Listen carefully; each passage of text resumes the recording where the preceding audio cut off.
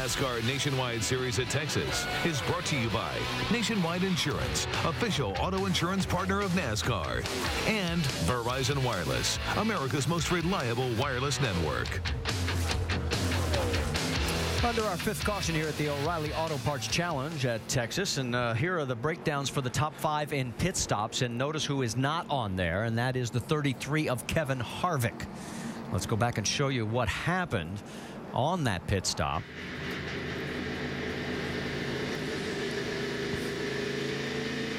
You can see right here, Kyle Busch had the best pit stop. You can see how Harvick's team stacks up against that. Almost 3 seconds off. Lost 2 positions coming off pit road. So now let's watch the pit stop and see if you can see what exactly happened. See right here, they're making their right side tire change. Right front tire changer's finished. The right rear is where they had just a little bit of a hiccup. Cost them a little time over there.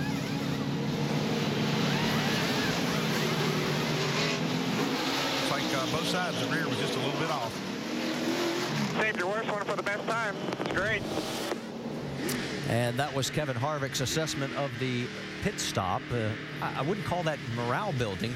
Well, the last pit stop of the day is the one you really want to nail. That's what'll get you the most as far as positions and finishing order. So I can see why he's frustrated. Yeah, it's something they've been working extremely hard on over the year, and yeah, they had a great pit stop right before this, but they need to be consistent. Vince, you've caught up with Joey?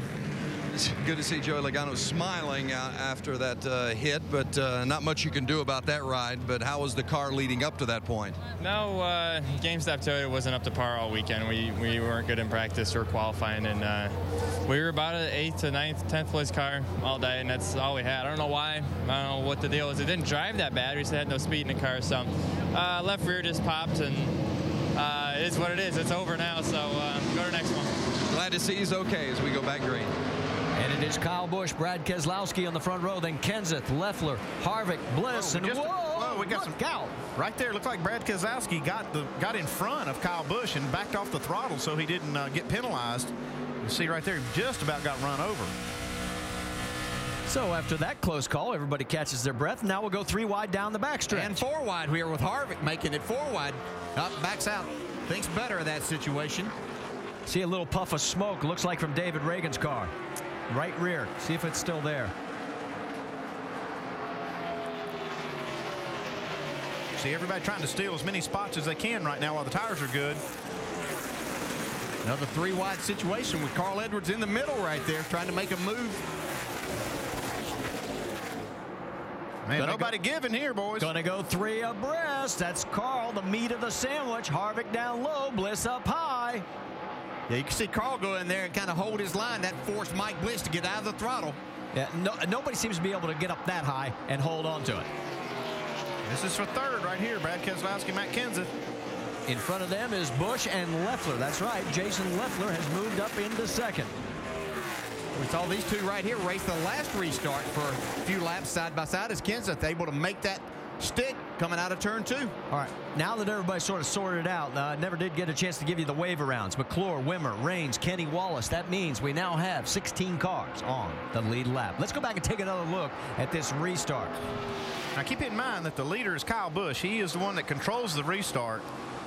And you see the 88 of Brad Keselowski get out there in front of Kyle. Now he has to be behind him when they get to the start-finish line, and he backs off the throttle and stacks them up behind him. Matt Kenseth does a great job not to crash right there. Yeah, he sure did. Looked like a situation that maybe Brad just for a minute forgot that he wasn't the leader, because for so many years that you were in that position, you were the leader of the race. Well, right now, Brad finds himself in 4th, 2.1 seconds behind. That's the view out front, and you can see how far ahead Kyle Busch really is. And the whole problem with that, it probably took any chance away unless we have another caution of him having an opportunity to win this race. He is one of our 5 leaders. Whoa! Oh, and Brendan Gaughan just tagged the wall. Yeah, he pounded it pretty good right there. Keep coming. Keep coming. Now, remember, he's in the Rookie of the Year battle with Justin Allgaier. Allgaier is out of this race, listed in 27th position right now. And I'm sure NASCAR will be looking to see if any debris was put onto the racetrack. Yeah, you see the concrete. Brendan was 12th, but he is fading quickly. Got a flat. He's got a flat. Come on, guys. Get tires.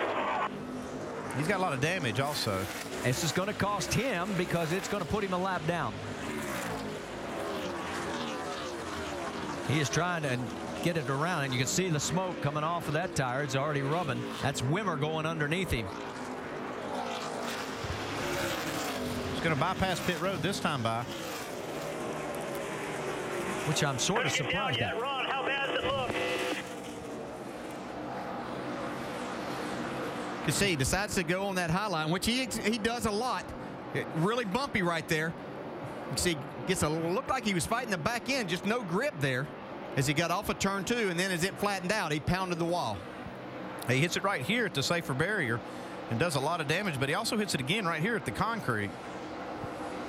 And he's also hit it again. Yeah, I think maybe that second time did a little bit more damage. Now he gets it down on the apron to come to pit road. So he was shown in 16th, the last car on the lead lap, and as we mentioned, him having to pit will put him a lap down, and this is going to have an effect again on the Rookie of the Year standings. Jamie? Well, Marty, this may not be the last car we see rub the wall in 2. Why? Well, Kyle Busch said it best on the radio. He said the shading in turn 1 right now has cooled the track so much. We're carrying so much speed that we're getting free, and you're able to tag that wall into 2. So you see the shading right there. And we have a caution on the track for debris, guys. Our 6th caution, and it is debris, and I have a good feeling that it came from the 62 car. Yeah, but Jamie brings up a great point about that shading in turn 1. It does carry a lot more speed when they get that grip through the corner, and then they get to that exit where they don't have any grip, and it flattens out. We've talked about that quite a bit. It's a real tricky corner, just made even worse by that shading in turn 1. Yeah, you like that grip that you have, but you're also going to pay the consequences for it, so you really have to be on your toes on the exit of that corner. So Brendan Gaughan is 16th now, 1 lap down. Yeah, he's got some real damage there, even to the rear suspension. You can see the rear end housing is knocked over. That left rear tire now hanging outside the bodywork on the left side. We have 32 laps to go here at the Great American Speedway at Texas. So this will give these guys one more opportunity on a restart to see if they're going to have anything for Kyle Busch.